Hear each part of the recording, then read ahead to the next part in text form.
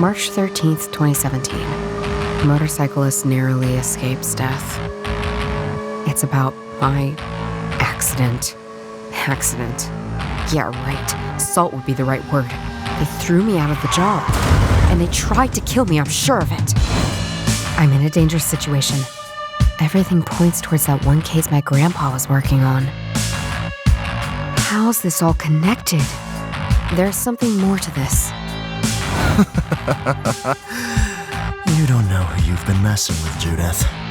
Wait. That voice. That voice is...